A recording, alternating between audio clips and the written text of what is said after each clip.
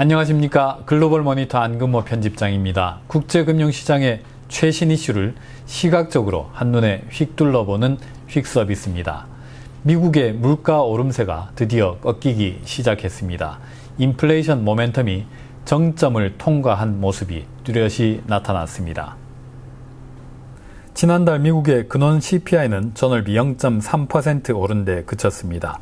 전체 물가에서 식품과 에너지를 뺀 것인데 소수점까지 따지면 지난 2월 이후 가장 낮은 상승 속도였습니다.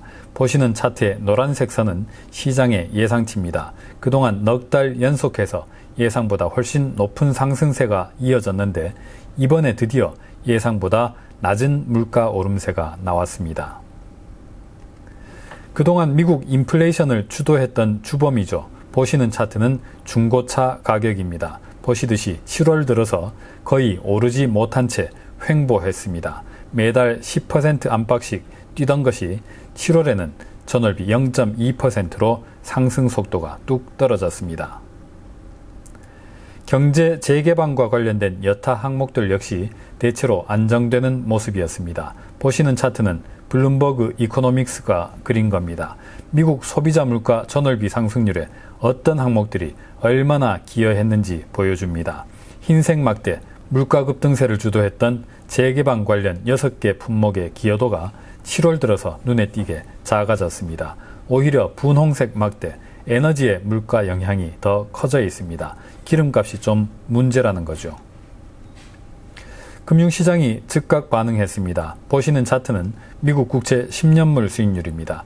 예상보다 낮은 근원 CPI 상승률이 발표되자 수익률이 하락세로 급반전했습니다. 하지만 금세 다시 급반등했습니다. 그렇게 몇 번 요동을 치고도 금리는 방향을 잡지 못했습니다. 갈피를 못 잡던 10년물 수익률은 오후가 돼서야 확실하게 아래쪽으로 방향을 정하는 것 같았습니다. 마침 이날 10년물 국채 입찰이 있었는데 거기에서 굉장히 강력한 수요가 몰려든 사실을 확인했기 때문입니다. 하지만 수익률은 결국 저점에서 제법 크게 반등해서 거래를 마무리했습니다. 미국 국채 중에서 만기가 가장 긴 30년물의 수익률입니다.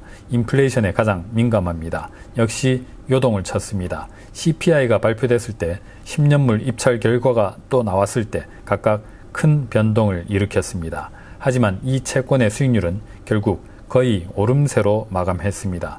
물가 안정을 믿지 못하겠다는 걸까요?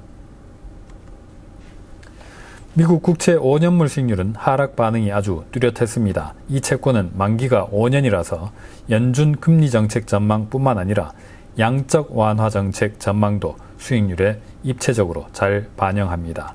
테이퍼링과 금리 인상을 연준이 서두르지 않겠구나 하는 기대가 이 금리 하락세에 녹아 있습니다. 이 차트를 보면 미국 국채 시장의 반응을 좀 더 잘 이해할 수가 있습니다. 5년물과 30년물의 수익률 스프레드, 금리 차입니다. 통상 리플레이션 전망을 잘 반영한다고 하죠. 밤사이에 이렇게 일관된 상승 흐름을 보였습니다. 인플레이션 걱정을 좀 덜어낸 연준이 온건한 물가 상승은 허용해 주겠구나 이렇게 기대하는 것이죠. 즉 미국 국채 중에서 인플레이션에 가장 민감한 이 30년물의 수익률은 물가 안정 뉴스를 물가 상승 전망으로 소화해냈습니다. 이 차트를 보시면 이해의 폭이 넓어질 듯합니다. 주황색 선 국제유가가 CPI 발표 직후 급반등했습니다. 물가와 유가에 민감한 30년물 수익률이 이렇게 반등 압력을 받았습니다. 그런데 그 사이에 중요한 매개가 있었습니다. 달러입니다. 연준이 긴축을 서두르지 않을 것 같다는 기대감에 파란색 선 달러 인덱스가 이렇게 뚝뚝 떨어졌습니다. 그때마다 주황색 선 국제유가는 에너지를 얻어서 계단식으로 밀려 올라갔습니다.